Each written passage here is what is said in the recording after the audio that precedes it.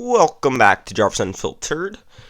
I'm here to help you chart a course for life, and we have a lot planned for this episode. I went to a summer camp earlier this month. We're going to talk a little bit about that. I have a new favorite Bible book. We're going to talk about that.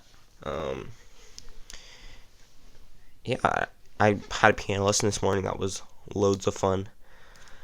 Yeah, and life's been good. Everything's good.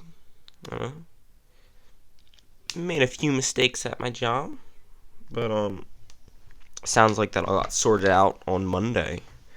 Yeah, so we got a lot planned today.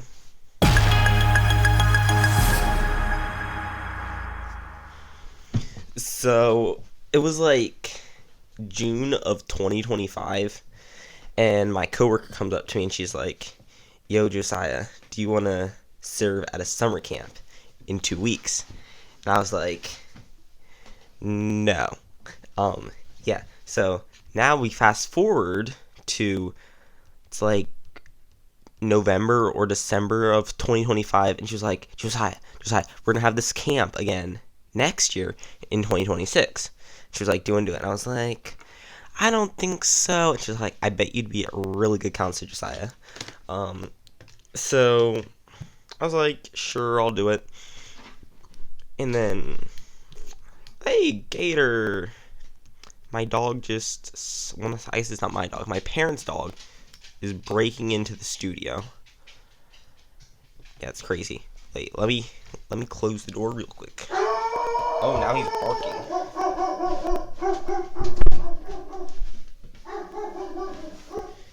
Can you all hear the barking? There's like a dog passing by the house. No. But he's done barking now. Okay, so I said, sure, to the camp. I'll counsel. And, yeah, so. Then we fast forward to, like, I think the camp meeting was May 18th. Let's see, let me look at my calendar. May 17th. It was May 17th. Yeah, so I go to the camp meeting. It was a meeting. Yeah, so we get the meeting. And then fast forward into July is the actual camp.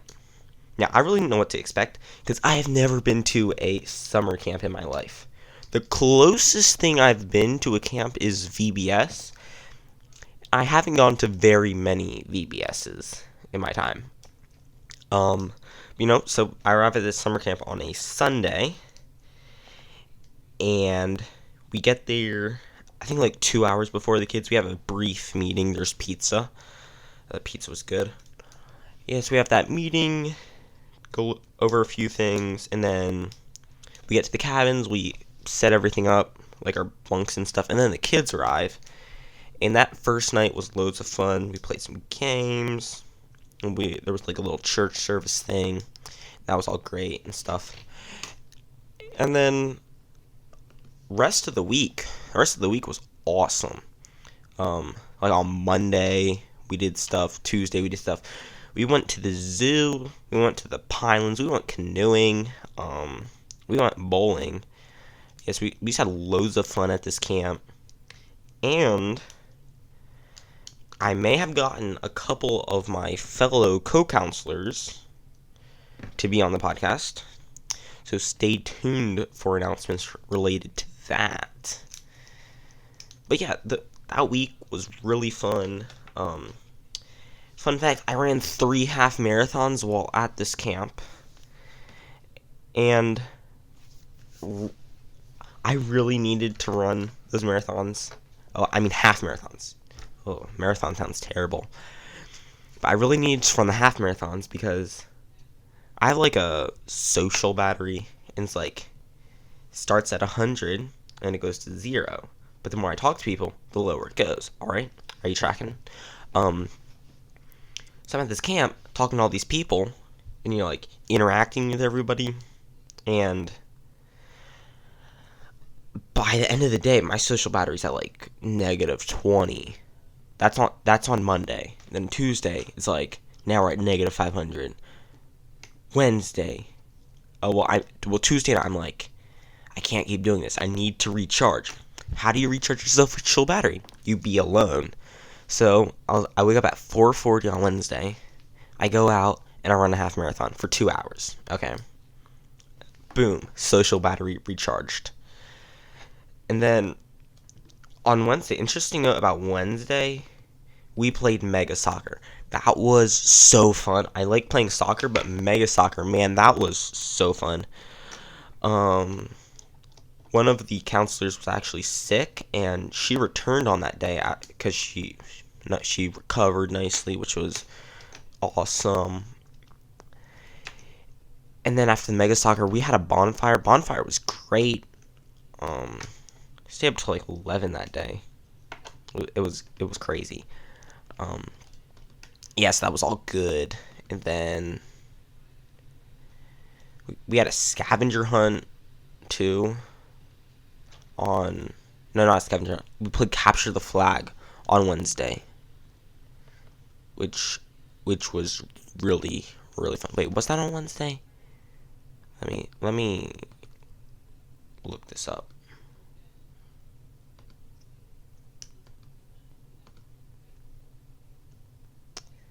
No, I don't think it was Wednesday.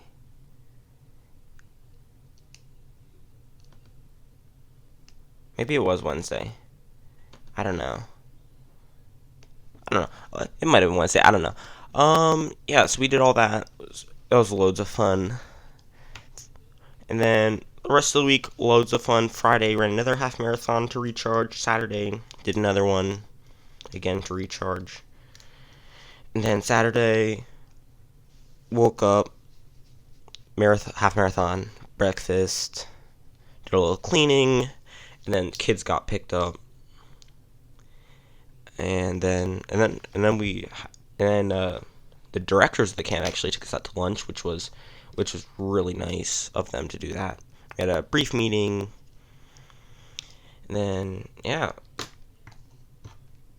for either I got really lucky with the summer camp I went to, or like summer camps are great. Okay, so I had loads of fun. I would definitely recommend going to a summer camp if you have not been. Maybe being a camper at a summer camp is different than being a counselor, but as a counselor, I had a lot of fun. Oh, we played Gaga Ball. I love Gaga Ball. I only get to play it once a year at our church picnic, because that's the only place I ever go that has a Gaga pit and people who I can play Gaga Ball with. But we played Gaga Ball at the camp. That was awesome. And all these kids were like, can we play Gaga Ball again so I can practice? And I was like, that's like a new sentence, to practice at Gaga Ball. Like, I've never heard that before. But it was good time at the summer camp. Yeah, but I'm sure we'll talk more about the summer camp later. We're now going to talk about my favorite book of the Bible. If you're on my mailing list, which is the mailing list I have with friends, co-workers, family, you will now know that my favorite book of the Bible is Ruth. Okay? So I was reading Ruth the other day. I read the whole book, and I was like, oh wow, this is a great book.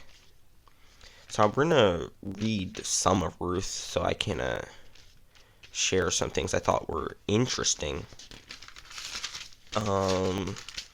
But so Ruth starts out. There's a little backstory here. So in the days when the judges were kind of ruling over Israel, there was a famine, and then there was this guy from Bethlehem whose name was Elimelech, and he took his family, his 2 sons, and his wife to this place called Moab, and then his wife's name is Naomi, and his sons' name are Mahlon and Chilion, and they were of the tribe of Ephrates, and they lived in Bethlehem, which is in Judah, obviously. And so they went to Moab, and they stayed there a while. And then Elimelech, he dies. So Naomi is now a widow. So there's bad news, but then we immediately get into the good news here, because then her 2 sons, they get married and stuff. And you're like, okay, it's looking up now. Everything's going well. And then they both die. Okay. So what's interesting here is Mohan and Chilian get married to these two Moabitess women whose names are Ruth and Orpah. Okay? And we find out later in the book that Ruth got married to Mohan. So that means Orpah got married to Chilion, if you track for a second there. So her two sons now die. Okay? So now Naomi's husband and two sons died. So now she only has two daughters-in-law. But then she hears that the famine is over, so she's like, I'm going to return to my country. Alright, if you track. So she goes back to her country. She starts the journey.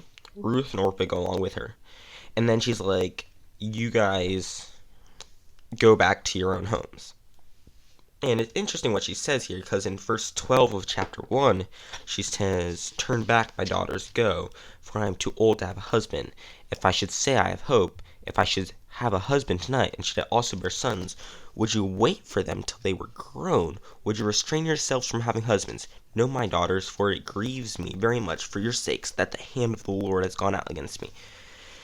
And then Naomi cries and stuff, and then Orpah kissed her mother-in-law and then went back, but Ruth didn't want to go. And then Naomi's like, look, your sister-in-law is going back, you should follow after her. But then, probably one of the best parts of the book, Ruth in verse 16 says, entreat, which, if you look, entreat could be translated urge me not. So instead of entreat, we could have urge me not. Or it can be entreat. Either one works, grammatically speaking. But she says, entreat me not to leave you, or to turn back from following after you. For wherever you go, I will go, and wherever you lodge, I will lodge. Your people shall be my people, and your God my God. Where you die, I will die, and there will I be buried. The Lord do so to me, and more also, if anything but death parts you and me. So, yes, very emotional excerpt here, where Ruth is basically saying, I'm not going to leave you, Naomi, because she could have returned to her mother, her people, and her gods, as Naomi was urging her in verse 15, and before that, in verse 13 and 12. But she doesn't. She's going to follow after Naomi. And let's see how this is going to turn out in chapters 2, 3, and 4. But what's interesting in chapter 1, verse 18 is when Naomi saw that Ruth was determined to go with her, she stopped speaking to her. Which, this doesn't mean that she literally stopped speaking to her. It just means that she wasn't going to urge her to go back anymore. She stopped speaking on the subject. Not that she necessarily stopped speaking to Ruth. So that's something interesting we have to talk about.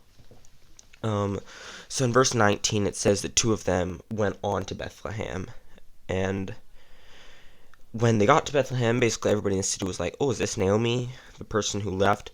But what's interesting here is that Naomi tells them not to call her Naomi anymore, because what does Naomi mean?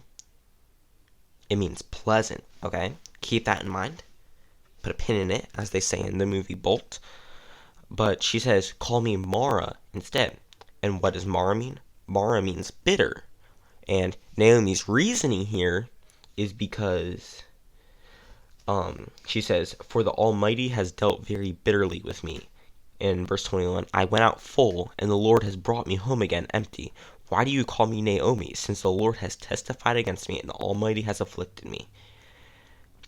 In verse 21, the Almighty could be translated as Shaddai, which is one of the Hebrew words, which is usually translated the Almighty, and occasionally the Lord, I believe.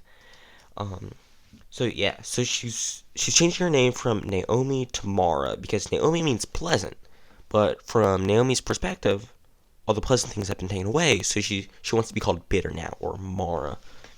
But what's interesting in this book is that Mara, the word Mara, only occurs once.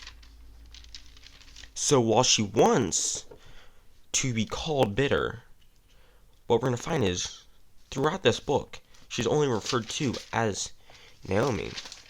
And this is a reference to the fact that this story has a happy ending.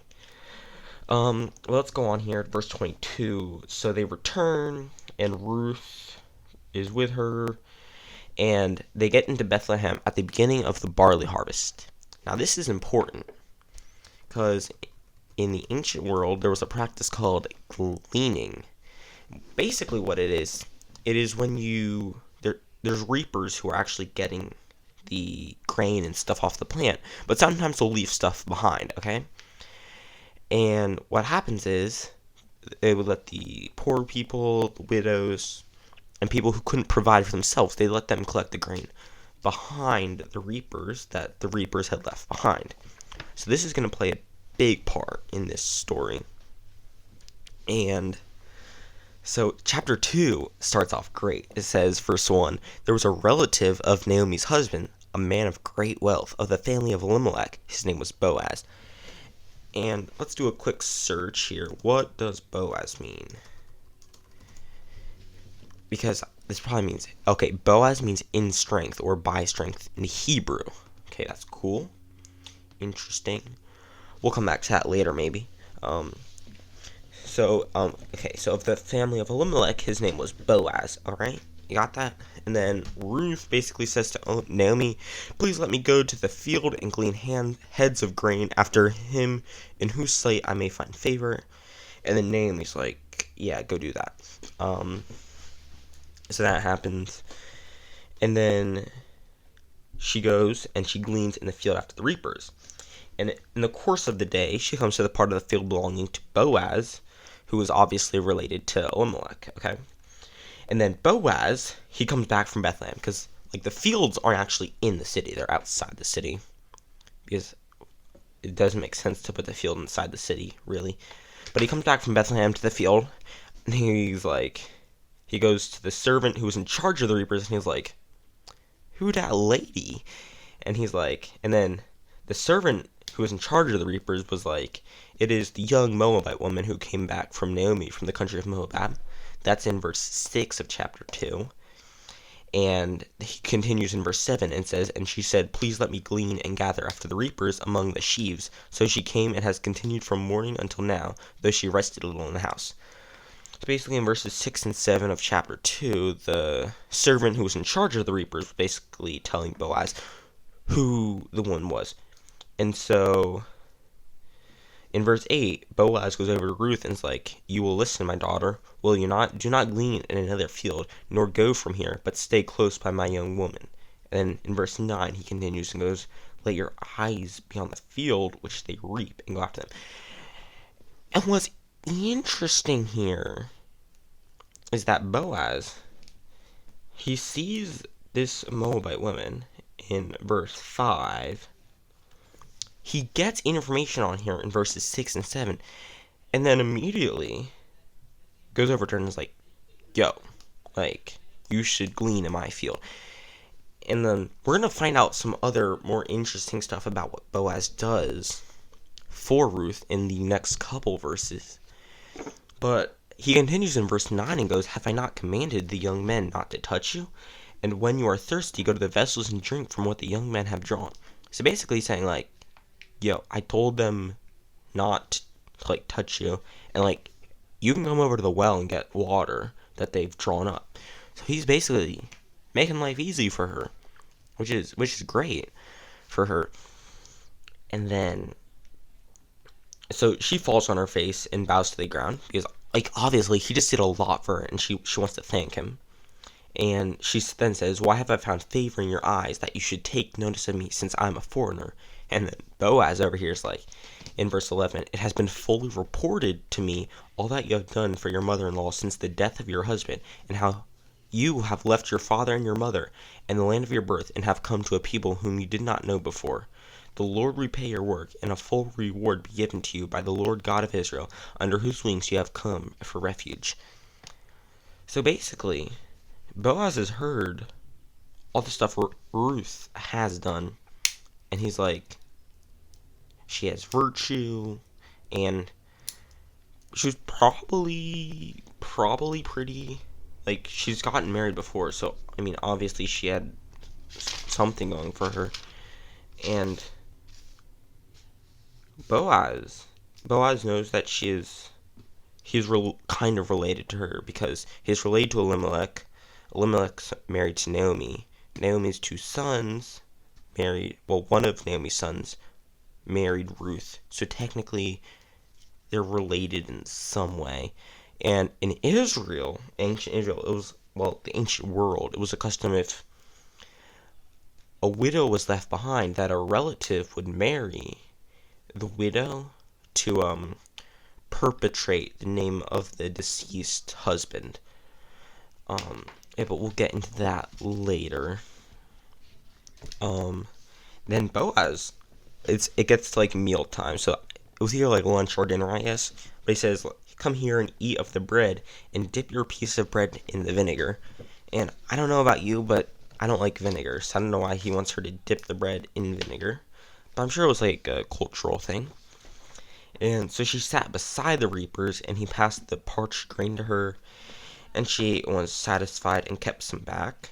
And the phrase here, kept some back, just means that she, like, just saved some for later, basically. And, yeah, the story's great so far.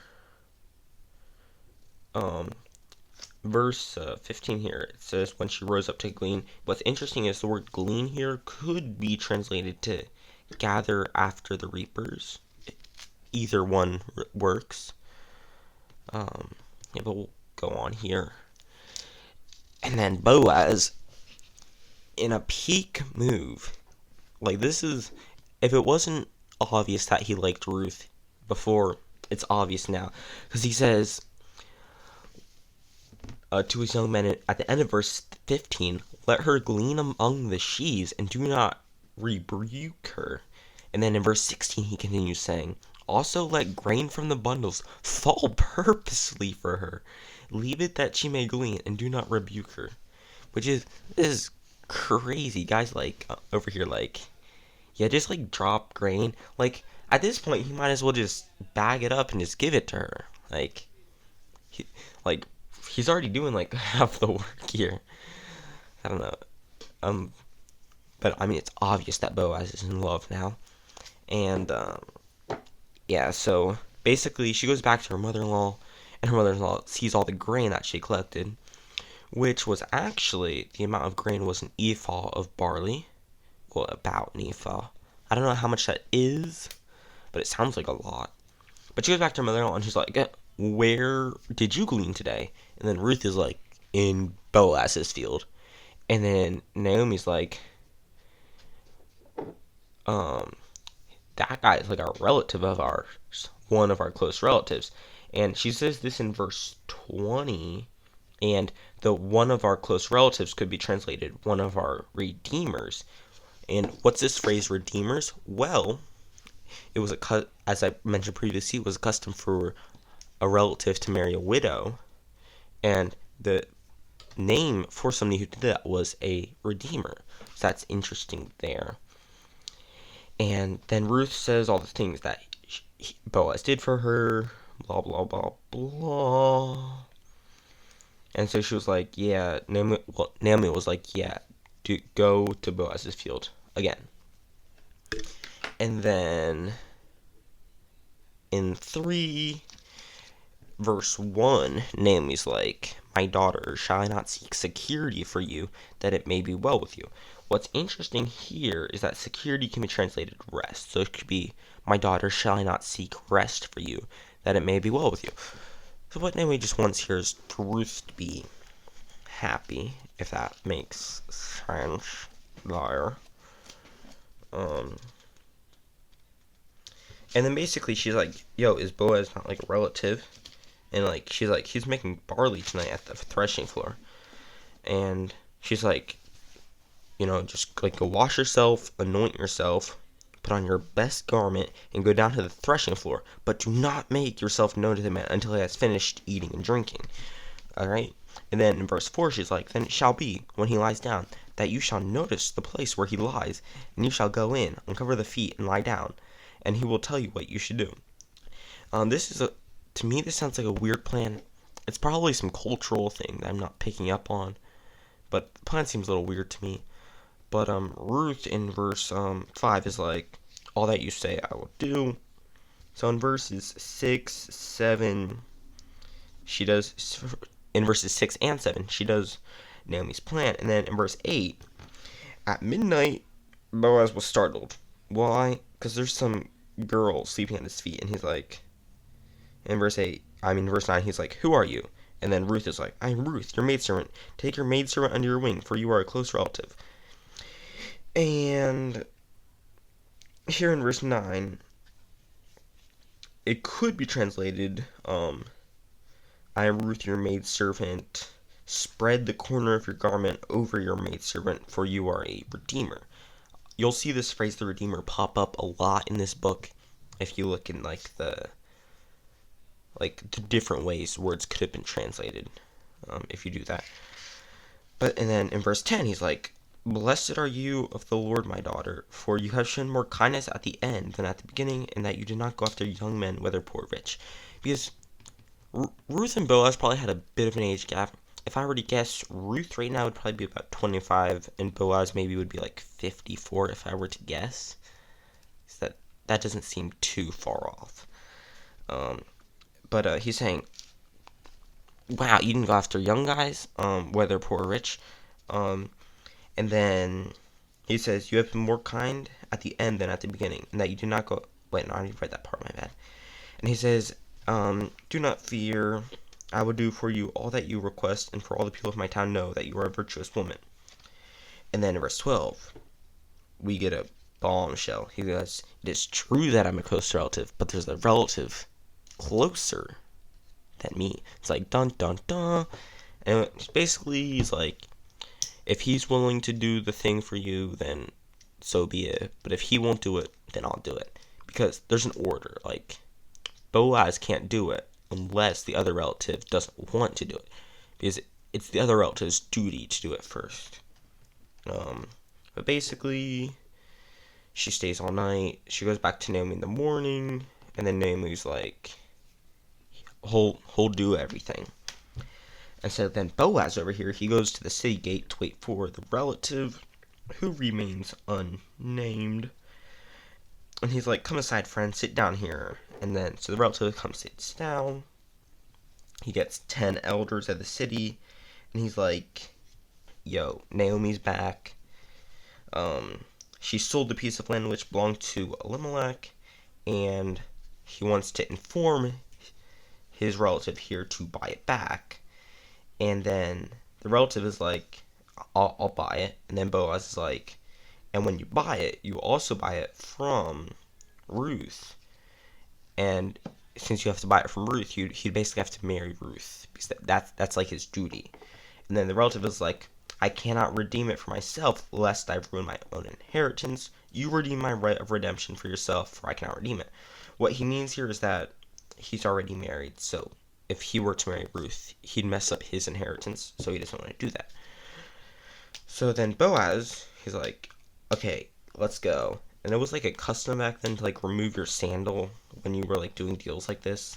So he takes off his sandal, and yeah, he bought the field, and he marries Ruth. And yeah, it's my favorite book of the Bible now. And it's great. Yeah, but at the end here, verses 13 to 20, basically, there's a little outro type thing. And then in verses 18 through 22, it says genealogy. It says, now this is the genealogy of Perez. Perez begot Hezron. Hezron begot Ram, which is a cool name, by the way. Like, imagine being named Ram. That's cool. And then Ram begot Amminadab. Amminadab. Amminadab begot Nahshon. Nahshon begot Solomon. Solomon begot Boaz, and Boaz begot Obed. Obed begot Jesse, and Jesse begot David. And this David, we know, is King David. So, yep, it all worked out in the end. Yep. Yeah, awesome book. you should write down in the comments your thoughts on the book of Ruth, because I really liked the book. Yeah, but that was kind of all I planned to talk about today. Wow. I have a lot of time left to talk. I'm actually going to another camp this summer. And that's why I'm recording this episode early. I usually record like a week before I release an episode if I don't have a guest. But I'm actually going to be gone all next week. And so I'm releasing this the 4th of August. I'm recording the 23rd. I get back August 1st, but I don't want to record the 2nd, 3rd, or the day of. So it's like I'll record it now and I'll schedule it to be released in the future. Yeah. But life is good. I finished reading a good book recently about the Roman Senate. It was really, really fun. And life's looking up, honestly. A lot of great stuff happened recently. Yeah. If there's anything, though, that any of y'all want me to cover in the episode, feel free to, just drop it down in the comments, because I am out of things to talk about now. You know what I could talk about? I could talk about flying. Have I talked about flying on the podcast yet? Okay, I probably haven't. Okay, so for those of you who don't know, I am training to be a pilot, which is awesome. So, basically, it started in what year would that be? 23? No, 2024 it started. And in July 2024, my sister went on a mission trip type thing, and we went to visit her for her birthday. And we flew on a Delta, which is my favorite airline, actually. And I was like, this is fun. I gotta be a pilot. So we get back in August, and when we get back, I'm like, I need to fly. So I started taking flying lessons at a local airport, and the rest is history. I don't fly a lot, but when I do fly, it is great.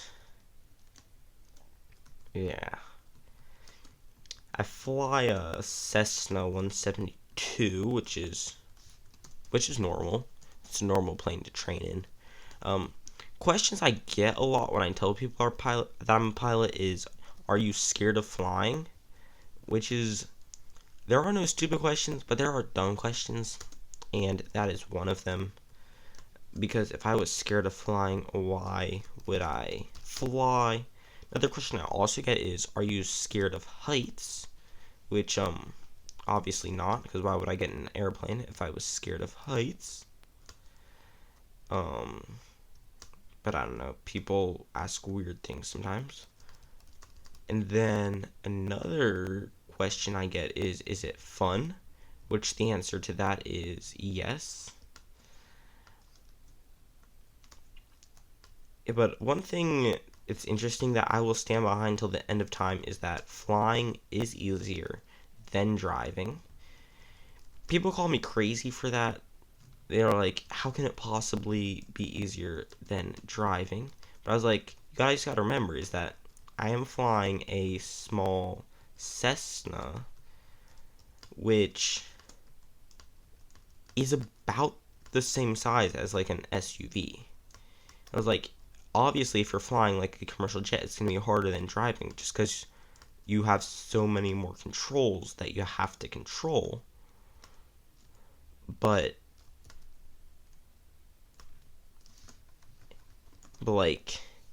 flying a Cessna is definitely easier than driving. I don't know, probably, if you want to disagree, you can write it down in the comments. Engagement makes YouTube recommend my videos more. So if you disagree with me, write it down in the comments. YouTube's going to recommend my videos more, which is a good thing. So your what's it called? Your disagreement will fuel my growth. Yes, so you should do that down in the comments. But another great thing about flying is that you don't realize how, like, close things are until you see stuff in the air. Like, from where I am, it takes like, I don't know, like an hour to get to the beach. Like, I was flying one time and I just like, oh, there's the beach. Like if you get to like 4,000 feet, it's like there's just like everything right there, and it's great. And also, like, you realize how, like, fragile everything is, because you see it's humans look so tiny from the air, and you realize just how, like, how good God is to just, like, to even pay us any attention, like, honestly. And it's just crazy to me. And it, honestly, you just see all this beauty from the air that you wouldn't normally see, which is great. It was like one time I was flying and I see in the distance there's a rain cloud, and the rain cloud was high enough that the whatchamacallit, the heat was having the water evaporate before it hit the ground. So it looked really cool from the air. And it was honestly just awesome to look at. And then another thing about flying is that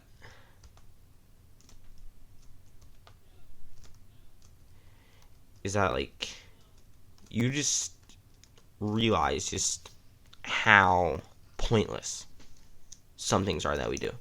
Like, the little arguments and squabbles you have with people is like, you just see huge forests around and you're like, there's these big forests that are just out here, and we're arguing about the stupidest things. We're divided over politics, and it seems so pointless when you see everything on a grand scale. But I don't know, that's just my opinion. I can be wrong, it turns out. But yeah, that's just my thoughts, honestly. You'd think that when you go on a plane, to learn how to fly, you'd learn how to fly, which, yes, I have learned how to fly, but you just learn so much else, and it's great. Yeah, but if you're a pilot, maybe comment down below what your favorite part of flying is. I know I kind of went on a little rant there. I'm sorry about that, guys. But yeah, flying is terrific. But yeah. Also, comment down below if you've never been on an airplane, because you honestly gotta get on an airplane, because it is great, guys. It's just great experience. And honestly, you just see so much beauty from an airplane that you just can't see from the ground. Like, you see rows and patches of, like, fields of, like, corn and, like, grain and stuff, and it looks so nice from the sky. You just gotta see it, honestly. Yeah, so that's really fun. But there's something even better than flying, which is stalls. So what a stall is, it's basically when you're flying, and you go up because of lift, okay? But a stall is when your wing stops generating lift. It's called an aerodynamic stall. And what's cool about it is that you like start falling when you have a stall. And so like it's kind of fun actually. Some people call me weird for liking stalls, but I'm like, it's like really fun, guys. Like, I don't understand why you don't like it, because it's like you're flying and then you're not flying, and then it's awesome. But yeah, if you ever want to fly in a small plane, you just ask your pilot, like, can we do a stall? Because that's great.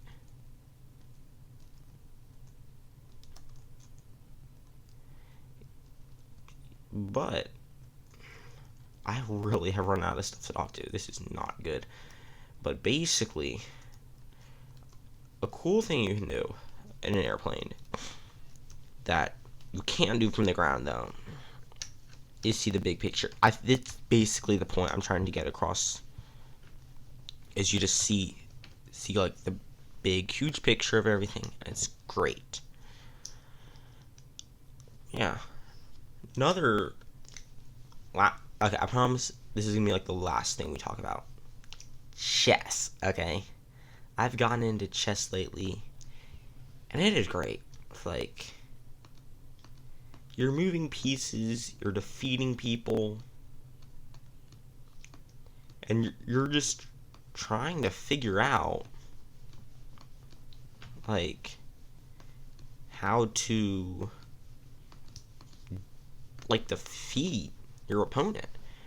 And it is honestly one of the best things, one of the funnest things I do.